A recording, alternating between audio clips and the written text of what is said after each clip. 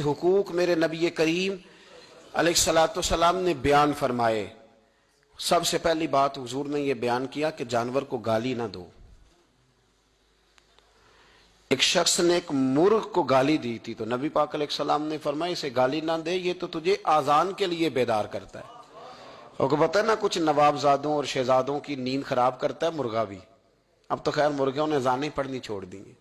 یہ تکلیف کی بات ہے، خوشی کی بات نہیں، یہ درد کی بات، یہ اذیت کی بات ہے۔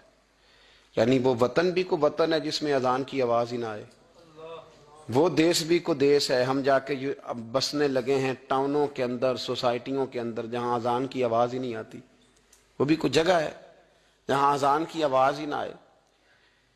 میں گزشتہ سال جب کراچی گیا تھا تو ایسی جگہ پہ تھا جہاں اذان کی آواز نہیں آتی تھی، تو میں نے گزارش کی تھی ان سنگیوں سے کہ یار ایک سے بڑے دھیمے لہجے میں، فرمائش تو نہیں کرنی چاہیے، تو میں نے کہا تھا یار کوشش کرو وہاں ٹھہرایا کرو جہاں مؤذن کی اذان تو سنے نا، یعنی انسان کی روح بیدار رہتی ہے کہ اذان کی آواز آ رہی۔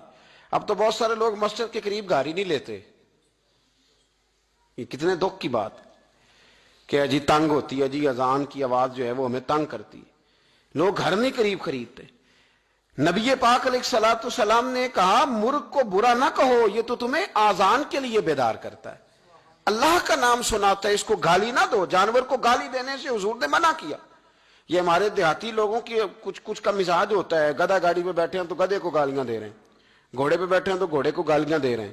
حضور نے منع کر دیا، فرمایا جانور کو گالی، او میرے بھائی جو مصطفیٰ کریم جانور کو گالی نہیں دینے دیتے وہ بھائی کو گالی دینے دیں گے؟ جو گدھے کو، گھوڑے کو اور مرغ کو گالی دینے سے منع کر رہے ہیں وہ بیوی کو گالی نکالنے کی اجازت دیں گے؟ وہ دائیں بائیں کسی کو، کچھ لوگوں نے رٹ لی ہیں گالیاں، زبان پہ چڑھی ہوئی ہیں اور اس کو فخر کا سامان سمجھتے ہیں۔ اللہ سے ڈریں، یہ بھی کوئی فخر ہے، یہ بھی کوئی فخر ہے۔ ایک صاحب کہنے لگے جی وہ ہمارے مرشد جو بڑے کامل ہیں جی، مجھے آ کے بتانے لگے گالیاں دیتے ہیں جی، ان کی گالیوں میں بھی فیض ہے۔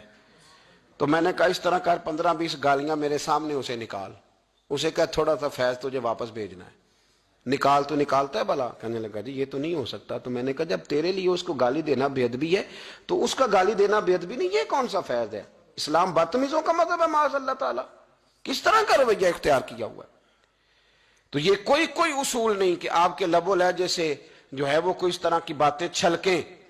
اور بہت سارے یار آپس میں بیٹھے ہوتے ہیں تو مذاق میں گالیاں دے رہے ہیں، یہ توہین ہے ایک دوسرے کی، یہ ذلت ہے، یہ دوستانہ نہیں ہے۔ تو سب سے پہلی بات میرے نبی پاک علیہ السلام نے جانور کو گالی دینے سے منع کیا۔ دوسرا ہم دیکھتے ہیں کئی دفعہ ہمارے ہاں جو غریب لوگ ہوتے ہیں نا وہ گدھا ریڑھی پہ کئی دفعہ سبزی بیچتے ہیں۔ یہ ہمارے آج کل کنوں بہت زیادہ ہیں مارکیٹ میں، تو میں دیکھتا ہوں کہ سڑک کے اوپر گدھے کو بھی کھڑا کیا ہوا ہے، کیونکہ اس لیے کہ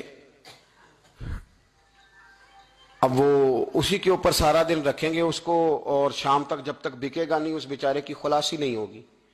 نبی پاک صلی اللہ علیہ وسلم نے فرمایا کہ جانور کو سواری بناؤ، کرسی نہ بناؤ۔ دو صحابہ بیٹھے تھے گھوڑے کے اوپر، ایک ادھر بیٹھا تھا ایک ادھر بیٹھا تھا، دونوں آپس میں باتیں کر رہے تھے۔ جس طرح ہمارے زمانے میں جو نئی کار خریدتا ہے نا تو اس کا بھی کوئی واقف مل جائے تو وہ روڈ کے اوپر کھڑے ہو کے بات کرتا ہے، چونکہ روڈ تو اس نے الاٹ کرایا نا اپنے نام۔ تو میرے جیسا آدمی کئی دفعہ پیچھے ہو بھی نا، تو ایک دن بچہ مجھے کہنے لگا کہ زور سے ذرا ہارن دی، تو میں نے کہا یار اس کے پاس نئی دولت آئی ہے تو مطلب اس کو ہارن نہ دے، یہ پتہ نہیں کہاں سے بولے گا، تو اس کا تو کچھ نہیں بگڑے گا تو ہمارے لیے مسئلہ بنے گا، کوئی عرض نہیں، اب یہ کھڑا ہے تو کھڑا۔ یہ اس کو لوگ چودراہٹ سمجھتے ہیں، یہ چودراہٹ نہیں ہوتی، اس سے یہ آپ کے کمزور ہونے کی علامت ہے۔ اس طرح چھوٹا آدمی اس طرح کے کام کرتا ہے، بڑے لوگ اس طرح کے کام، بڑے لوگ تو کسی کو تکلیف ہی نہیں دیتے چونکہ وہ بڑے ہوتے ہیں، وہ کسی شخص کو کبھی اذیت میں مبتلا نہیں کرتے چونکہ بڑے ہوتے ہیں۔ یہ تو چھوٹا آدمی ہے جو کسی کا رستہ روک کے کھڑا ہے اور چودھری بن رہا ہے۔ تو نبی پاک علیہ السلام نے دیکھا دو غلاموں کو، ایک کے گھوڑے کا منہ ادھر ہے دوسرے کا ادھر ہے، تو آپس میں گفت و شنید کر رہے ہیں۔ میرے رسول کریم علیہ السلام نے وہیں تنبیہ فرمائی، حکم دیا، فرمایا سواریوں کو سواریاں بنایا کرو، کرسیاں نہ بنایا کرو، جب تک چلنا ہو اس پر بیٹھو اور جب بات کرنی ہو تو گھوڑے سے نیچے اترو، پھر بات کرو تو پھر دوبارہ گھوڑے پہ بیٹھو۔ ان کو سواریاں بنائیں، کرسیاں نہ بنائیں۔